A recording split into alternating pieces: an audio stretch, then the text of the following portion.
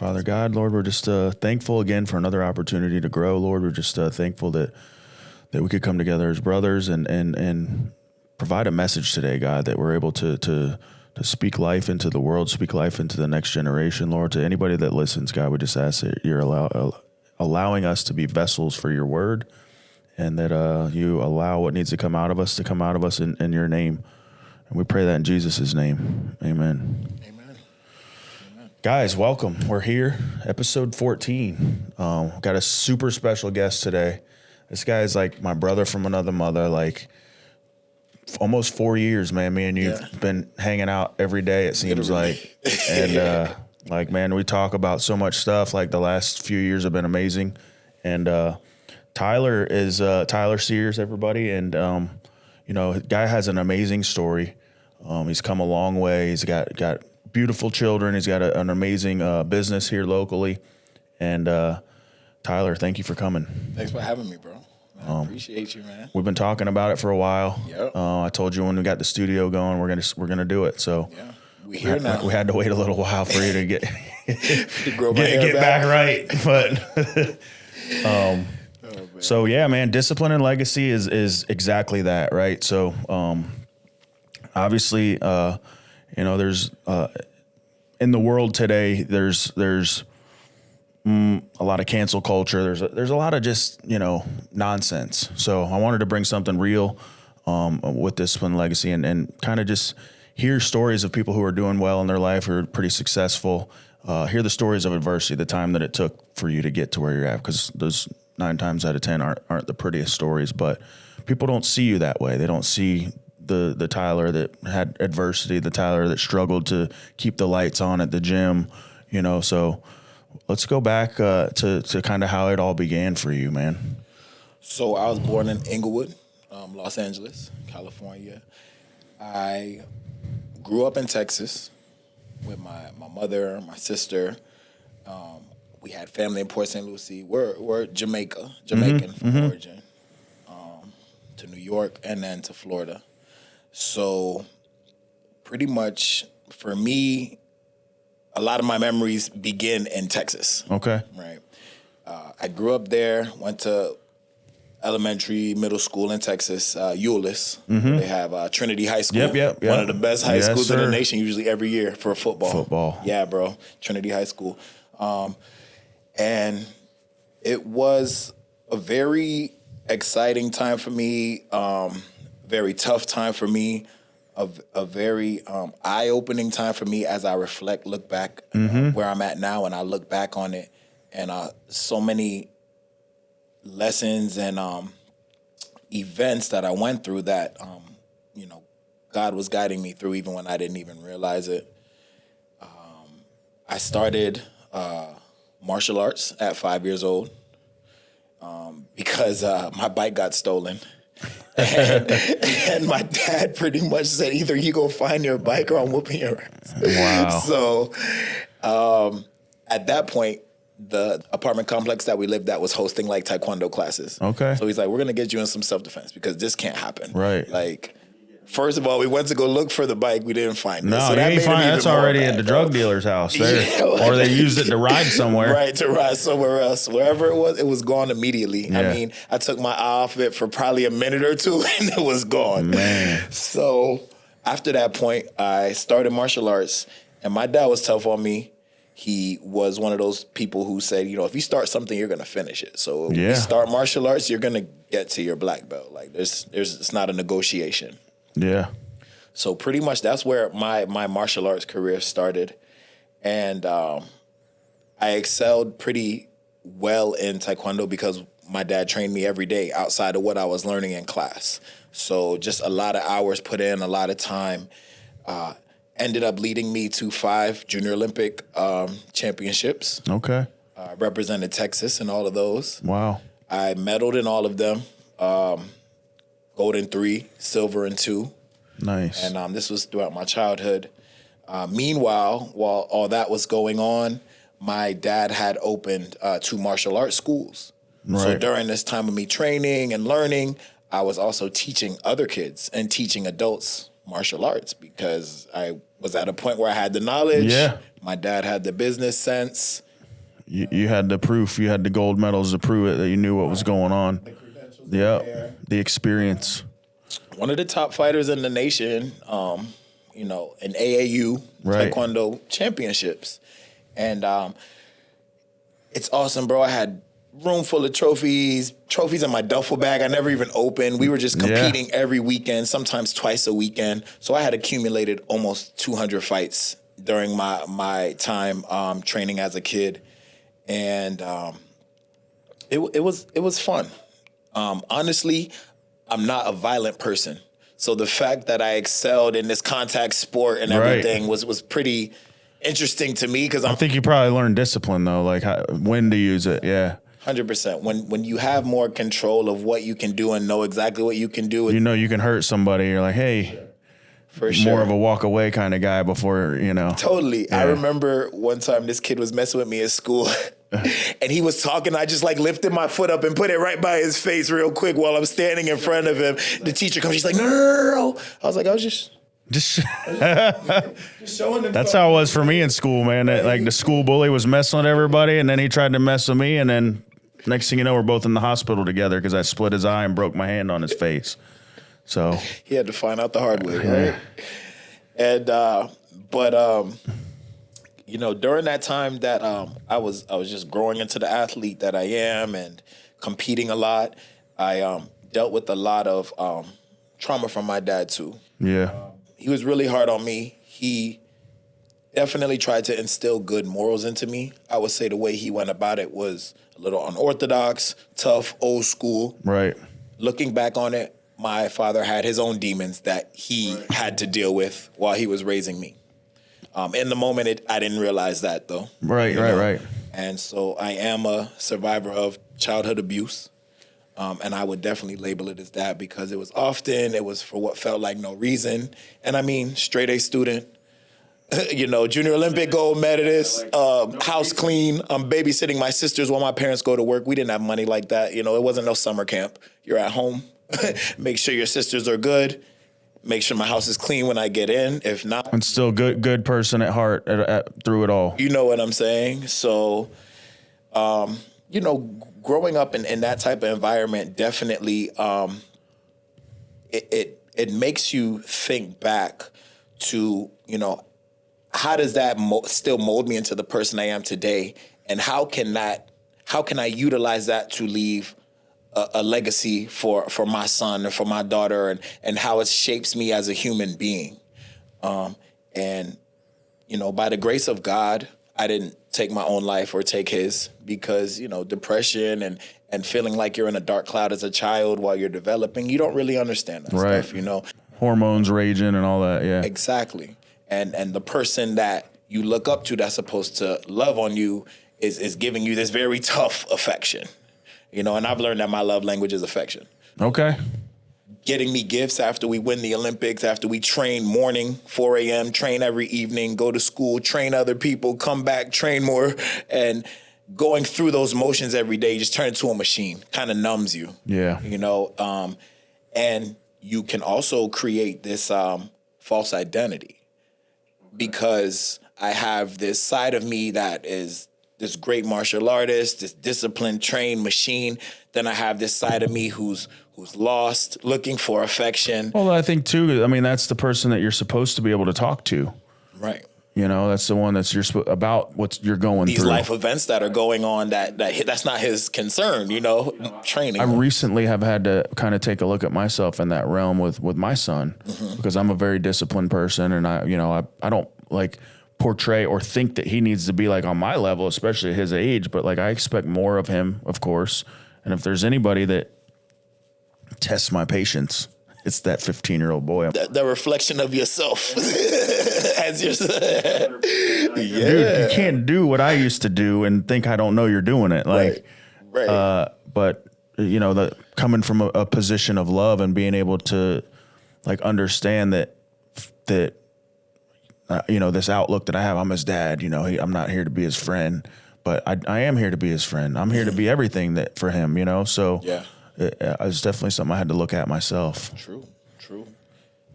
I noticed even with my son, developing him And I think I'm maybe a little bit overly affectionate to my kids, coming from where I was coming from, and affection being my love language. Is like sometimes I'm like overly. I like to be touched. My wife, she rubs my back. I'm like, oh, that's my love language. She's gifts. I give her gifts. We're good. Get her some Mentos, some roses. She loves the little fruit Mentos, man. It's the thought that counts, right? Like get a bigger. My wife's love language is gifts as well. So I totally can relate. So totally relate. Yeah, I haven't gotten her a gift in a while. I think I need. It's time. It's time. See, that's what this brought up. Yep. 100%. No, the love language thing is real, man. It's a real thing. It's biblical. It is, bro. It is. That's a part of you, So you know when they need something. They know when you need something. And marriage is an awesome thing. I'm recently married. I know, man. I love it, man. I've watched the whole, like from day one I was there, and like I love everything that's going on in your life, man. I'm super glad to be a part of it, and it's definitely been amazing to watch the journey, and that's likewise. Why, I'm gonna give you your flowers a little bit because I know you got a lot going on and you meet a lot of people. You've been networking, growing your brand, but I get to see you in those dark hours that everybody's sleeping and nobody's up and nobody's really working on themselves yet, or might be doom scrolling as soon as they open their eyes. But I see you in an environment of growth and discipline because you train with me. Yeah. At the gym every morning, pretty much. I have to stop this guy from training sometimes because I can't move my arm, but I'm gonna still come in and do legs. I'm still gonna come in and work out though. This guy's a machine. I can't stand up, but I'll work calf muscles today. And man, it makes me so proud seeing where you've come from. When I first met you at the men's group with our church, shout out to Christ Fellowship, our church, and meeting you also with Ray. Yep. Shout out brother Ray. Yeah, man. Ray and the Des Manglis family.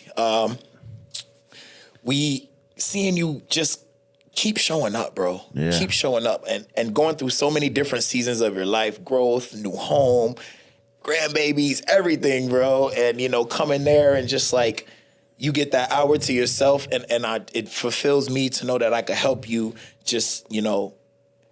help you be who you need to be for yourself so you can do it for the rest of your village. Yeah, man. It's a two-way street, I think, man. I mean, because we help each other, as much as it's there's no, we talked about it earlier today, there's no coincidences, man, on how things happen, why you meet people, why we may not be in the same, maybe it's the season that we're in. I talked about that too, but I embrace every moment of it. 10 years from now, maybe I'm not still at Trifecta, but you know what? Those 4 or 5, however many years I was there, like, dude, I embrace it, enjoy it, and keep it in my heart as an awesome memory and part of who I am. So people don't realize that. And the times where I'm trying to just lift the 25s and he comes over, he says, no, you need the 60s. He's what I hear. Thanks, coach. But, it's been an awesome journey, man, for sure. It's a blessing to see, man. As a coach, I love to see people fly. I don't want to put a ceiling on anybody.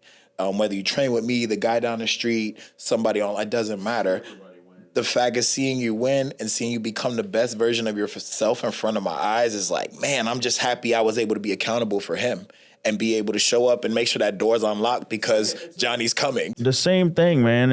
It's a brotherhood, and whether you're doing a Bible study and you see those people the same day every week, or you're going to church and you see everybody at church every week, or it's CR, whatever it is. I mean, I think that, and I think you can relate to this too, because being involved in that stuff where you have that accountability on a weekly basis, we're like, hey, where are you at? I missed a day or two. He's like, Jonnie, you good? Yeah. What happened? Oh yeah, this happened. But that's what we need, man. We need people, 100%. Yeah, 100%. So sure, especially if you're not yourself, you see people enough times like, yo, you good? What's going on? Yeah, there's something going on, and you keep showing up, bro. The discipline, regardless of how you looked and how you trained at the beginning, like you showed discipline out the gates because you kept coming. Yeah. And you kept going through the trenches. And I'm like, man, I'm putting this guy through the ringer. He keeps showing up. And now it's like after that first year, then your body finally caught up with you. Like, oh, this is what Johnny's on right now. This some is not days, a man, mistake. it's better than others. Some days, like, yeah. But some days I'm like, man, let me just get done. And that's where the discipline comes in. Yeah. Because the motivation is after you're done, wavy. you're like, I'm glad I went. You've never left like upset, never left like in a worse mood, you know? What do you think? Because obviously it's your passion is to do what you're doing. I mean, I see it in you know, that's what you love to do is to train and to help people be their best versions. What do you think kind of was that driving force that got you into it? I know you talked about that a little bit. So for me, it's ironic because how I grew up, just being put in an environment of teaching people and helping people and having to focus on detail and make sure they're doing things right, that actually gave me a firm foundation for what I do now. So even though it was a traumatic time in my life personally, you know, helping run the business helped me see that side of things from my dad without even me realizing it in the moment. Right. Helping teach people and be patient and understand like there's a progress from white belt to black belt. There's stages, there's this journey. Yeah. There's these different seasons and your skill set will grow. The more you inevitable. Stick with it's inevitable. Yeah. So it was just a testament of you put the time in, you put the work in, it's inevitable. You get out what you put in, that's it. And if you're on alignment with your purpose, even more power to you. And it's just gonna catapult you exponentially when you're aligned with your purpose. So what happened was once I left college ball, I actually blew my knee out in 2012. That put a halt on my football dreams. And I was very steadfast on football, go pro, do what I got to do. The ironic part, we said no, there's no coincidences, but I felt like this was a coincidence at the time. When I blew my knee out, my daughter's mom had left her with her parents. And so my daughter was with her grandparents and her mom went off to school. And now I'm home, knees busted up. And it actually was a transition in my life where I got my daughter full time. Okay. And I didn't see that was a gift God wanted me to nurture, not the gift of athleticism, but the gift of being a father. Mm-hmm. And that part for me was confirmation that, you know, God's still in control of everything, because I was so tunnel vision for football that I would have missed out on that part of the journey or tried to work around it and take the easy road and, grandparents got her. Leave her with the grandparents. Go follow your dreams. Well, what's that with no knee, you know? Fast forward, raise her full-time, single dad, couple relationships here and there, but no marriage. And she saw me grow and go through those seasons too. We went through them with each other because, mind you, I had her at 17. So it's a baby raising a baby. Yeah. So about 19, 20 is when I got her full time. Still young, bro. 100%. Still selfish. Still haven't been through some I say life growing, maturing situations, experience. I've been in bonehead stuff, gang fights, robbing, doing a bunch of stupid things that I shouldn't even be saying because my mom will probably watch this. And you know my mother. Uh-oh. I'm going to shut up now. But doing some things that I shouldn't have been doing. Mom, we were actually talking today. She's like, remember that night you didn't come home and I went looking for you and had to jack your friend up to find your location. So my mom's she's a road dog, she was though, in the streets too, right? She's like, she will come find me. One thing about my mama bear, she's gonna come find her cub, bro. And I love my mother for that. We've gone through so many seasons, and she was involved in some of my childhood, abuse too. So we have a different relationship and things we've been through together, right? In different seasons. That our bond is super strong now. And I see it, man. Yeah, I see it. Everybody can tell our bond is serious, and she comes to the gym. Yeah. Before you get there, she's already earlier. sweating. Listen, I'm up early, but I ain't that 5 o'clock one. Yeah, 5 a.m. is rough. Yeah. Waking up at 3:50, 4 o'clock is not for the weak. Yeah. And nobody else is awake. So, but how I got into this is after college, I started training with my coach. And he ended up going to get his doctorate. He's a chiropractor now. So he left for school and actually grandfathered me my first 3 clients. He said, yo, you know what's going on. You know the body. You're interested in strength and conditioning. You're a good teacher. I'm just going to give you my first 3 clients. Do what you want to do. Here's what I charge them. So I pretty much like got grandfathered in to becoming a trainer. Okay. Wasn't even like, oh, I'm going to go do this. It was like, it wasn't really like I was going to do this. There it was we just go. alignment. Coincidences again, right? There's no coincidences. Yeah. And God had a purpose for me, you know, that I probably didn't see at the moment that I was already pre-trained for. 100%, yeah. And when I was teaching as a kid. Right. So naturally, it was just coming to me naturally. Getting from what you had as a child, man, like most people don't have that even as adults. If you're going into like a 18, 19, let's say they're a boxer or whatever, like you're not getting 200 fights in. You know what I'm saying? Like, I think a lot of youth competitive sports like that, you don't realize, like as a wrestler, like, man, until you've done that and get that feeling in your heart when you're getting ready to go out and go to war with somebody 200 times, like it's a whole different ball game, and to overcome it and become a competitive like leader and excelling to be the best at what you do. Yeah. I mean, so it conditions you for that. So, and I think, you know, even if people don't know that about you, you carry yourself in a different way for them to be like, all right, I'm going to listen to this guy. He knows what he's talking about. Right. And what I notice about me and that I love is like I'll get down and get there and do it with you. You know, I'm not going to give you anything I wouldn't do myself. When you train with us, he's soaking wet right there, sweating. You know it, man. And I like to be thorough, so I was like, I'm gonna show you how to do it. Yeah. And then I'm gonna make sure you get it done the right way. That's empowerment, right? There's what we talked about earlier. It's like you can give a man a fish, he can eat for a day, but you can show him how to fish, he'll eat for the rest of his life. So. Correct. That's the biggest thing I think from a coaching perspective is that you don't want to do it for them. You want them to know how to do it on their own. And the Bible says that. Bible says, Corinthians 5:17 says if you're use your spiritual gift, be the best at it, right? To grow as much. If you're supposed to be a teacher, teach as best as you can. If you're supposed to be a worship leader, worship as best as you can. Right. So yeah, it's almost like I was dropped into this leadership role, but had the prerequisites. Yeah. You know, it's just now it's a matter of owning it and helping other people, you know, and growing my business happened through helping others. Yeah. Really, my whole thing was I feel fulfilled when I help others. Well, it's entrepreneurship too, man. I think so. You didn't have to go the route of working the jobs and doing all that if you're working for yourself, you know, and that's. And there were seasons where, because I was grandfathered in, I lacked some business knowledge, and that had to be built through experience. 100%. Because I didn't necessarily have the money or just the network to go, hey, let me pay this guy or this coach to give me the blueprint, or let me, you know, go and reinvest in myself because I'm still young. Right. So it's like, okay, the money I'm making now, oh yeah, money's coming in, cool, but it's like reinvest that and maybe learn and scale it up.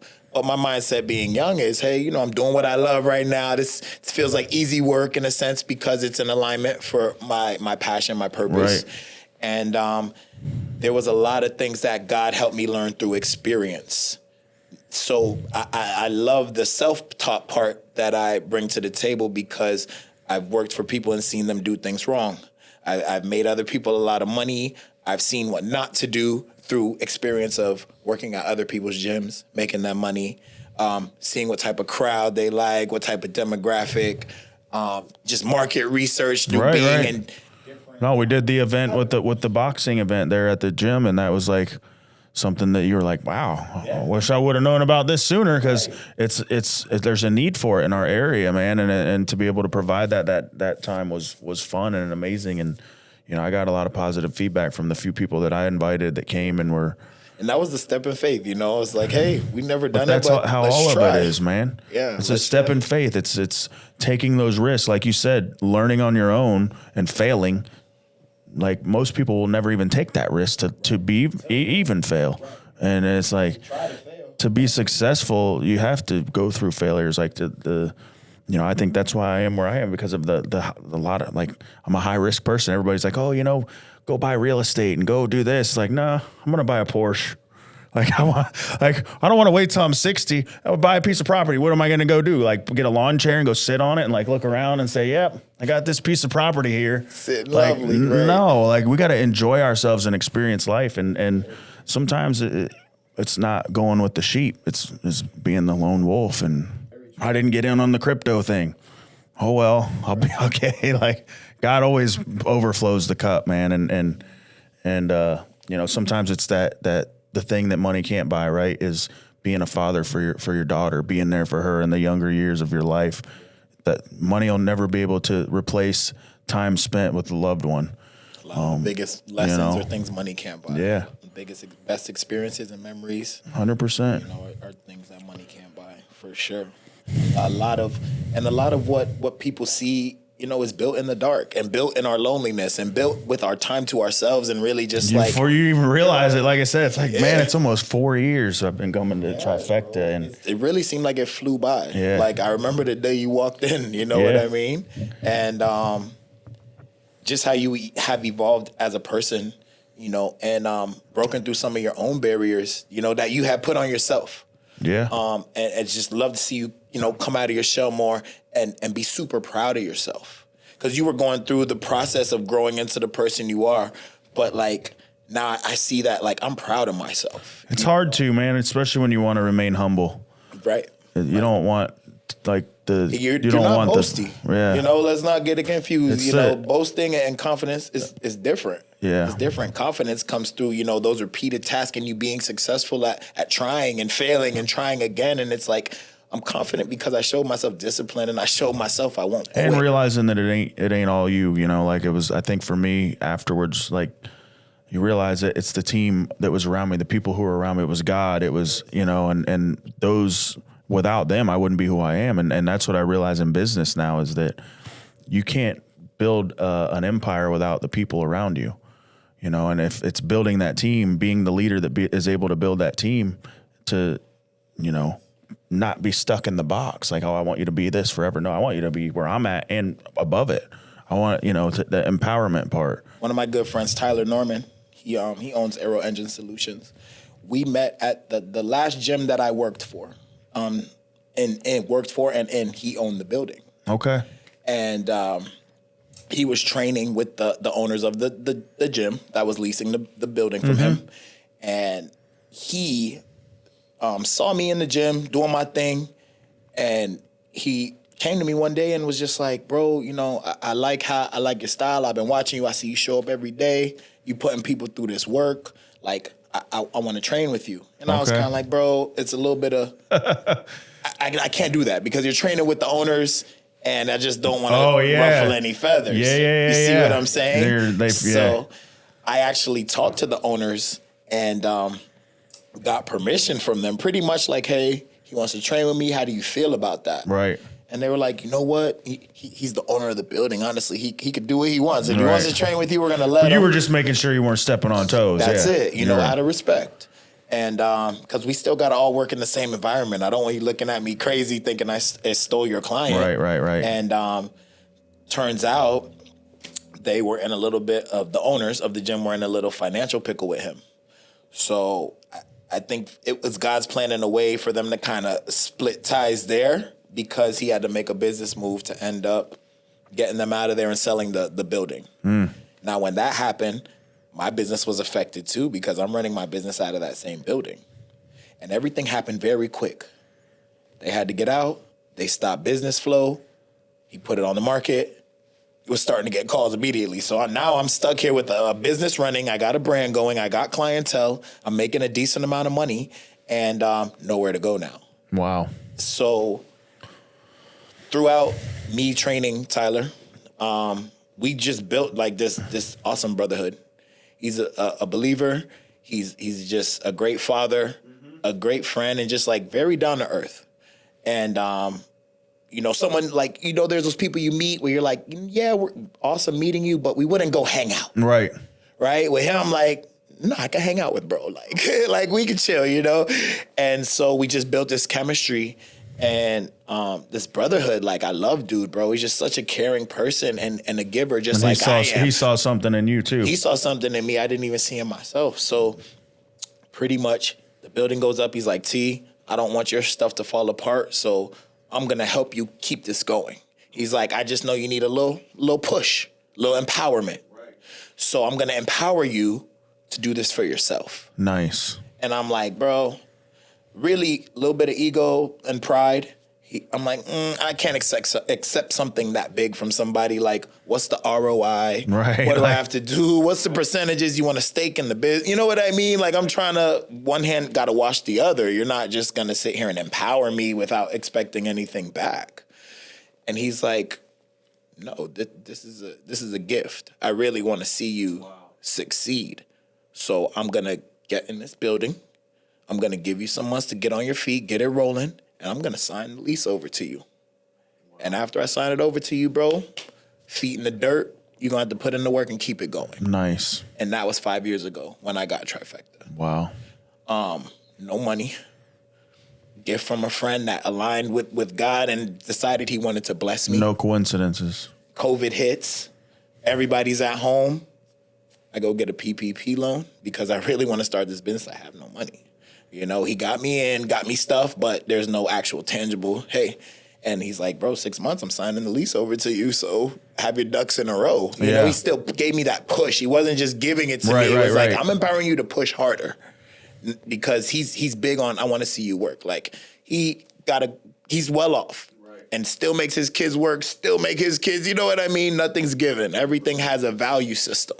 And I respect that about him. Because he'll get in that dirt too and grind too, regardless of what his paycheck look like, regardless of what his business looks like. Right. So someone that I fully respect outside of business, just as a person and as a man, and that's how Trifecta, you know, really got going in a standing location. Was God, you know, my grind and my boy Tyler, nice. And he won't even say that, you know, he would never know, and. It's wild, again, how we talked about your ecosystem, your support system, and the people around you that could help you thrive. So it's never by yourself. Like it's a we thing, man. It always is, you know. It's a we thing, bro. It's never an I thing. Like, I doesn't even sound right coming out of our mouths because we know better. 100%. We know God first, and we're nothing without him. So how could it be I? It's we, even when we're alone, because God's with us. So... that is, it still gets me emotional to this day because he saw something in me I didn't see in myself. Like I said, I didn't have like previous ownership, mentorship, and how to run a building, but I did have years of God putting me in different places to see what not to do. Conditioned me, just like when I was a child, how my dad conditioned me to be the best. Yeah. He's like, bro, you might not be the best fighter, but no one's going to outwork you. And you're ready to we're going to run every day so that whenever you run a mile, that mile ain't going to feel like nothing. So exactly. We were running 5 a day on easy days, 10 on our long days. Conditioning. I told you that's the one thing I don't like is conditioning. It changes you. Yeah. Literally. And even there, bro, I know it's uncomfortable for you, and you still keep chipping away at it. You've come so far with your lung strength, you know, dealing with what you did in the past, bro, and how your body. I had COPD. Like I had scar tissue in my lungs. I couldn't eat from smoking cigarettes and smoking drugs. Like I remember I was like 28 years old, and they were like, "You have scar tissue on your lungs. They don't even expand all the way." And like just like even on cold mornings, man, I'm like. And the breathing exercises in the mornings, and it's like, man, I was at a point early on in my life where even take a full breath, like, bro. And that's you coming from being an athlete to that part, and then to have to rebuild it is tough, bro. You know, I was literally at that part of my life where I was subconsciously trying to kill myself with drug use. So it was like, and anything and everything I could put in my body and, you know, shooting it up, just whatever route. Yeah, just numbing what you don't want to deal with. And and now that my dopamine release is the gym, and some people don't realize that. My wife's like, we go on vacation, and I like strategically look for hotels with nice gyms in them, and she's. And we get there, I'm like, I'm going to work out. She's like, really? We're on vacation. I'm like, just give me an hour. I'll be back. Drink your coffee. You gotta wake up By the time you're done drinking your coffee, I'll be back. And it's so true. It's just that people that don't do it won't understand until you get to that point. And yeah. I love the aspect of you just kind of getting your tempo right for the day, because I feel like you handle that hard thing in the morning, nothing else will seem as hard, first of all. And then 2, you're getting your me time in. get your time with God, you get your body right, fueled up, and now you can give to everyone else that you want to give to because you're fueled up. It's a different way of like than just hitting the alarm clock, getting up and getting dressed and going out into the world. Like it's just a different way of doing things. And you know, I know for me and everybody else might be different, but for me, if I wake up in the morning and I say, yeah, I'm going to go to the gym at 5, I never do. But my mind that in the morning when it's telling you like, go back to sleep, it's going to be okay. You don't have to like, that's every day, but I'm still, you know, I still get up no matter what. It's crazy. My dad used to wake me up at 4 a.m. every morning, and it got to a point I got a little older, I had an alarm clock. Was he like in the military or something? He wasn't. Really? And it was crazy because he's very militant. Bro. Right. Very militant. Like 4:05, I come to his bed, Dad, I'm up. You're in trouble. It's 4:05. Mm-hmm. You were supposed to be in here at 4. Like clothes on to go run. So that means you really should have been up at 3:45. Right. You know, and I every day, why? You know, go out, run, train, come back, bro. My programming as a kid was wild. I'm talking about 500 roundhouse kicks each leg. You got weightlifting, ladders. This is before school. He probably beat grown men. Bro, I'm telling you, because I've been big my whole life. But I think what made me you know, a little bit different is the fact that I can move so well and bounce so well and just be agile at my size as a big guy. That's different. And people talk about a lineman running like a 4.5. The dude's wild. 300 pounds, 6'5", running 4.5. Like, you understand science? He's making it work differently for physics, him. Bro. Yeah, he's making physics work differently for him. I don't know how gravity makes that happen, but exactly. How much force is this dude putting through the ground with each step to move like even that? Where, you know, talking with and listening and following Phil, like that's a part of, you know, his training kind of regimen, and what he does with his guys is physics and force and what you're utilizing 100%, and it's a different level, man. And you kind of implement a lot of those training techniques, which I think, you know, just to be clear and open, and it's I've never seen results myself. I've worked out since the 9th grade in high school. I've never seen results until I started training with Tyler, and it's the high intensity training. It's the almost like working, but like people who work heavy construction jobs for a living. It has a functional flow to it. Right. So, but like if you go every day for 8 hours and you swing a sledgehammer and you're hitting stakes in the ground, it's the same thing, but it's for an hour, I can't breathe.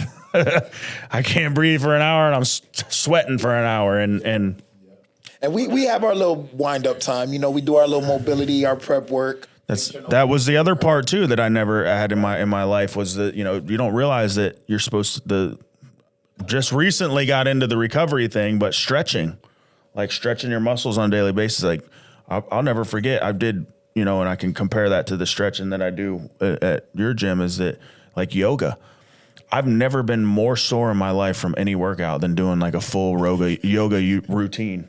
I was so sore the next day, like I couldn't stand up right. And all I did was yoga stretching. That's all it is. But, and you know, so the recovery thing has now become something new, like taking care of your body, taking care of it afterwards. Like I've been thought it was like a witchcraft type deal with the red light therapy. And the more and more research I do, that it's the timing of when you do it. It's so like same thing with the cold plunge. Like first thing in the morning is the best time. After a workout, it does the opposite effect. You're you know, and I think that's like learning the knowledge. Everybody thinks being a bodybuilder is where it's at. No, like I've gotten the most results from low volume with high reps. So like 8 to 10 sets. And I want somebody to follow me one day to the gym and see, like you tear your muscles apart more doing that than you do with heavy weight. You destroy your joints more with heavy weight, and the long-term bigger picture is I'm not going to be able to walk straight when I'm 60 if I do this every day. You know. A lot of the athletes, like you said, for longevity are lifting sub-maximal heavy, right? They're not just going over 80% all the time. You can't. It's not sustainable, and like you said, it will break you down. I've had that season of my life where I've hurt so many joints lifting super heavy very often. Ego lifting. Yeah. How much you bench? Yeah, like I'll just do $135 like 120 times, but I'm just as sore as you doing 350 3 sets of 8, you know? Right. To where it's like, okay, heavy bench, but then you're like, you see the guy who can rep 225 for sets after sets, and you're like, he's strong. Yeah. He's strong. Because it's controlled and full range of motion. I was watching C-Bum recently said something about like, man, I wish whenever, because the guy 6-time bodybuilder, 6-time, you know, world champion. So he's like, man, I was just lifting to get big, but he's like, now he wants to be, they call it a jacklete, basically the same stuff that we're doing, the hybrid style athlete, and getting the full range of motion on a bench. That's where the world's going now. Like everybody wants to look like a bodybuilder, but I think that there was a study done recently that there's more people that are interested in health and fitness now than there are people who drink alcohol. So the world is making a shift where nobody's wanting to go out and party anymore.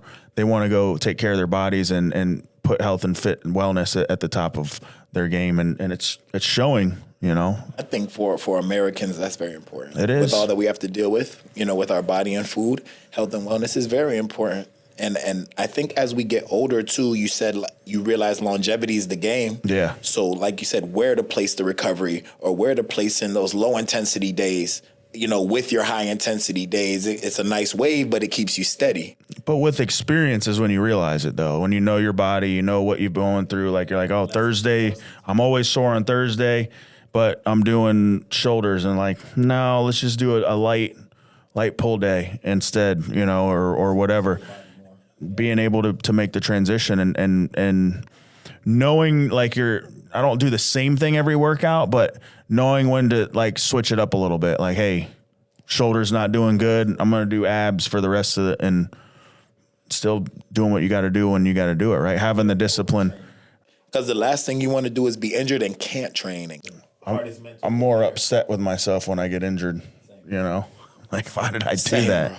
Why? And then you think back, you're like, that wasn't even really supposed to be a part of the plan. Most of the time it's when I get off track is when I get hurt with something. Same day I blew out my knee, 1 bowl of oatmeal for breakfast, 565-pound back squat. Later on in the day, go run 7-on-7 drills with the receivers and the running backs. And after the workout, my knee buckled. Well, you haven't been getting sleep. You haven't been treating your body right with the right amount of food. You max effort lift in the morning. How do you think your quads and legs are going to feel in the afternoon? Yeah. You needed a recovery session or an ice bath and just bounce back and train the next day. 100%. Instead, your mind's like, hey, let's go get this, bro. We're on a mission. We're on a goal. And then go out and we were just talking, the guest I had earlier was, he's real into health and wellness and fitness, and he said that he was investing in, you know, like the TRT and the clinics for, you know, peptides and you know, stem cell research, but in the time when it wasn't that big.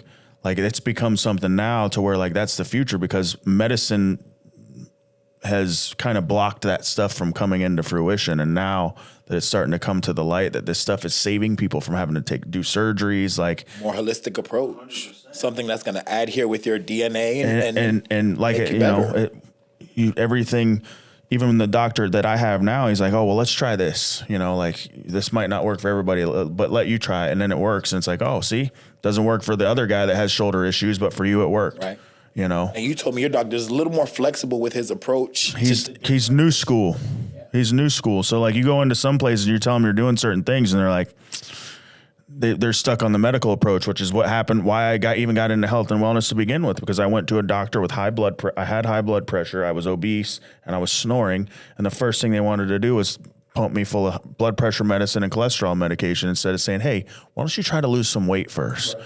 Why don't you go eat right for a little while? And then guess what? When you lose weight, you'll stop snoring. I haven't stopped 100%. My wife will vouch for that. But to the point where I was with her for 5 years and I was waking up, you know, obese. I mean, she was feeding me rice and beans, so it's her fault too. But I wake up in the morning and she's sleeping on the couch and I'm like, did I do something? Like, but she's like, it was on some other shit last night. But so I had to take a look at it because I felt some type of way. Yeah. And, you know, I had family members that have all had like, you know, cholesterol and heart related issues that they passed away from. So this part of leaving that legacy, right? To be here on this earth longer. I know God has a plan and a purpose for all of us when we leave the earth, but I'm still going to do my part to be here as long as I can.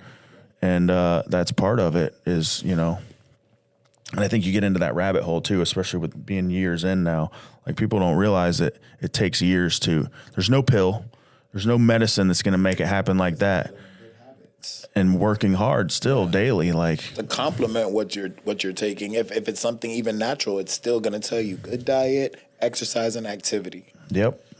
Like there's no way around it. None. You know, you can't outwork a bad diet or just making poor choices. Your body's going to give you what you give it. So if you are feeding it junk and doing junk, you're going to get that back out. You're not going to be successful in life having a life full of poor choices. Same with your food. Your body's not going to look the way you want if you're just continually making poor choices. 100%. And if you refuse to go enlighten yourself or be around somebody who could help you get more knowledge of it, then it's ignorance. You know, you're drowning yourself. I listen to everybody, man. And like I said, like even you were for a while, you're like, man, do the red light. And I'm like, that's witchcraft. It's witchcraft. But you know, like it's all about doing the research and like you said, like how you place it in your how you place it, because it's a therapy. You know, if something worked in one day and you never had to do it again, awesome. But just like any other therapy, even with a treatment, there's a plan. You know, it's not realistic, but I think nowadays we're so used to call, get an answer, do this, get an answer, get results right away. Or there's a fast route for everything. You could pay a little more, but it's the fast route. And then you realize like you might have still skipped B through Y, going from A to Z so fast. And B through Y is where the money was. That's where the lesson is. Everybody knows that has been in the game that knows that the fast money don't last anyway. So, and anything that happens, you know, in the darkness eventually comes to the light. So, man, awesome conversation so far. I got just a couple quick questions. Okay. So if from where you are now in your life, you're doing very well, you got, you know, amazing family, amazing wife. What would Tyler today say to Tyler 10 years ago? The choices you make today are going to affect you tomorrow. Okay. That's what I would tell myself. All right. Focus on making better choices each day. Don't worry about the future. Just make the right choices today, and it will all align itself. And then, obviously, discipline and legacy, like we want to try to encourage the younger generation to not necessarily, you know, I've went through a lot of things in life that I could have skipped, right? So I could tell a lot of people what not to do. Right. So if you could tell anybody anything about, to tell the younger generation anything about that you went through that they could avoid to find success, because I think there's a lot of younger generation right now that wants to get into the health and wellness field. What kind of advice do you think you'd have? I would say definitely go to school for it, but plug yourself into programs that you like and admire. Maybe intern somewhere where you can get practical experience. A lot of people, you know, read the book, are great test takers, but when it comes to carrying out or executing a plan or dealing with people or thinking on the fly or adapting, you're going to get those type of things in person, and being in the environment that you want to grow into or do yourself. So find a mentor, find something that you like and try to plug yourself in. Maybe if you're like, hey, can I volunteer, you know, somewhere that you find is that you admire, and that's in alignment with what you want to do. Right. You know, if you want to learn how to box, you go to a boxing gym. If you want to learn how to be a good coach, you research where people say the best coaches, and maybe invest in yourself by just going to train there for a month. Right. You know, just submerge yourself into what you admire, what you feel like is going to align you on the path you want. Not all the time it's just school. Sometimes it's putting in the work. Or life's experience, school. Yes. Yeah. I think we were like, sometimes, like, let's just say you're a consumer or somebody who's being coached. You're seeing it as like, hey, I'm just being coached today. But if you're somebody who wants to be a coach one day and you're utilizing a coach, you're looking at it in a different way. You're saying, hey, man, he's training me this way. I want to try to, if I was doing it, I would do it this way, or, it's all about your intellect and the way that how you see situations. So, right. Make your own perspective of the experience. But I feel like you wouldn't even have a boundary or some type of guideline, or maybe to see what not to do if you don't go explore. Right. So definitely go explore what you're into in different environments, and keep an open perspective. Because I've had so many coaches that I love, and I plug in what I love from them. That helps me create my own hybrid style between what I know, between what I love from Phil, between what I love from Shay, between what I love from this other coach I know, Chris in Tampa. And it all kind of blends into my style, and that I feel like is the best. When you have a little bit of the best of everything. I love bodybuilding. I love functional training. I love athletic training. I love yoga. I love Pilates, and they all have a place. I do have stretch class every weekend for people who just need to recover after beating themselves up all week, so they could do it again next week.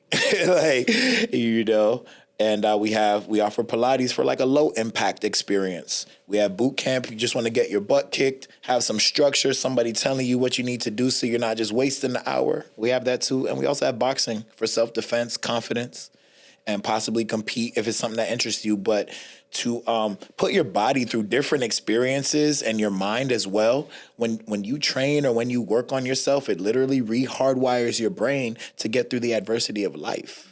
And this is what allows you to stay disciplined. And this, I feel like, allows you to leave a better legacy. People know that this man came and put in work all the time to help others, to help himself. And, at least we could say that, when they leave, this is the mark they left. This is somebody who loved God, cared for others, cared for his family, and continued to be humble and work on himself and continue learning and evolving. I feel like once we stop learning and evolving, that's it, man. It's a journey. There's no destination. There's no certificate. Like, there's always more work to be done. And as soon as you think you got something licked, something else is revealed. So as long as you're in that mindset to where you want to continue to grow, because, you could be the guy that sits on the couch every night and just watches TV and meanders watch through everyone life. else do it. Yep. Solve the world's problems from the couch, I call it. There's a lot of problem solvers. Yeah. But to be a doer is something else. So there's something that stuck with me from our men's group that we went to, Courageous, the men's group that we attended, was the legacy portion. Mm-hmm. When I think Ray was asking the questions in that segment or it actually might have been your segment. But it was, does God stop with you? Right? Does God in your family stop with me? Yeah. And that stuck with me because I wouldn't want it to be that. I wouldn't want to leave my legacy here knowing that my kids didn't know God and love God and understand how he's going to be there for them far longer than I can. That's the hard part for me right now, is that, I pour so much into my son, and I want him to be that believer and follower, and just to be as hungry as he can. But he's so much like me whenever I was younger that I'll be here for him, but he's gonna probably bump his head a little bit, And I think that there's also that part too, that I don't want to be the nurturing parent that shelters them, because then when they do get a little bit of adversity, they're not going to know what to do. So it's just being able to let go and just put him in God's hands, since total faith in God. Yes. And I know tough. He believes, I know he loves God, because I've seen it. I've seen that part of him, but it's obviously the teenage portion of wanting to hang out and still going through those natural feelings, urges, just hormones, and just starting to feel himself and gain his own confidence in himself. But I'm taking a page out of the book, man, of not being too hard on him. Okay. Yeah. You got to let them bump their head and still reassure them that you're there. You know And what I mean? not like, hey, I told you. Like, No. what I tell you was going to happen? Didn't I? That's the first I told thing you they I think. did that before. That is the first thing we think when we do something wrong. It's like, my dad Man, told me hey, this listen, is it's gonna okay. happen. And he knows it too. He knows it. He knows I know that. That we talked about this. That's the part. That's that part, right?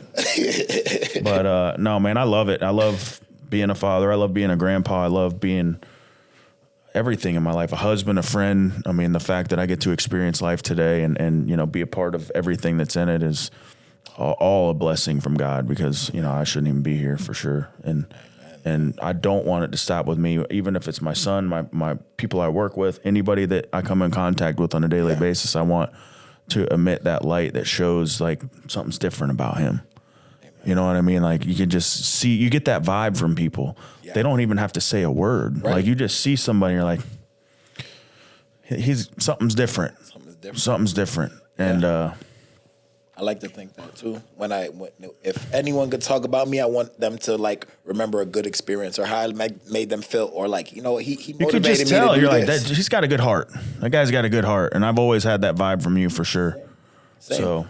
And you weren't very talkative when I first met you, and I still got that vibe from you. I think people know in the morning, like, I'm like, people think I'm just like this.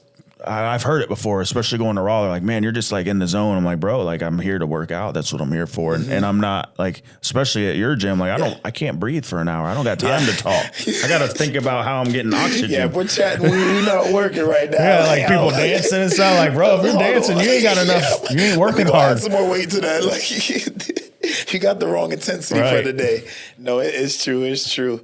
Yeah, I've had some people like, dang, Johnny's he's a quiet guy. I'm like, he's focused and he's on his mission. I was like, and it's 6 a.m. And I'm about to put you guys through this work.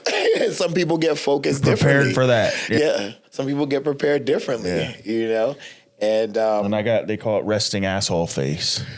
So there was. Does he have a problem with us? I'm like, no, he's actually a very good dude. Yeah. Like we were just at this man's. They're like, really? Yeah. So I'm like, and I talk, man. There's some Johnny, people. Say hi people to who to do the talk. Peers, please. Yeah. Johnny, say hi to your peers in the morning. People do talk, and I talk back. It's just, you know, I'm not. They don't want to get bit by a grizzly bear. So they're gonna, like, that's what it looks like. Safe? I mean, listen, you know how many people I meet in my life that got the same like look about. I'm like, dude's big, like gangly looking fella.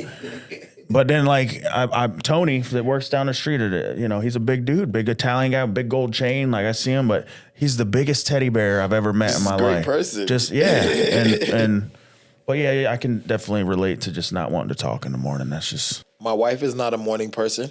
I don't address her with certain things that I'm ready to get real feedback on until like after 8 a.m. There's certain things you don't address before 8 a.m. with certain people. My wife is one of those people because you're going to get exactly what you asked for. Yeah, timing is everything, like we said. Oh, man. That's brother, awesome. I really appreciate the conversation. I appreciate you coming in. I'm glad we finally got to do this. Yeah. And, you know, definitely the Holy Spirit kind of took over and ran things, man. And we're going to call it quits. You got anything you want to say to the audience? How can we find you? What all we got going on? Trifecta Fitness. We're definitely going to drop the links for sure. IG, Trifecta FWR. Google, Trifecta Fitness. We're in Port St. Lucie by the Met Stadium.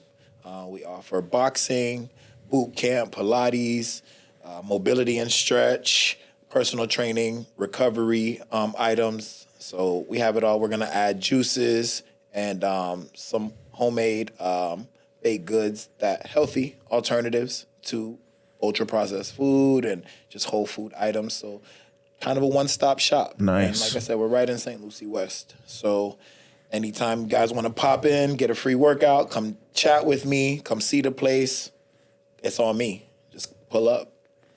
And if you follow me, you already know that's where I'm at. So you already know that's where I'm at. And if anybody wants to get in contact with Tyler, let's go. Yeah, man. So I'm here for it. I'm here to help. Man. I love helping people become the best version of themselves, reverse dis-ease any way that we can, and just have people feeling better in their body and able to just love on their loved ones wholeheartedly and feel good and look better in the process. You know, so I'm here for it, man. Brother, thank you, man.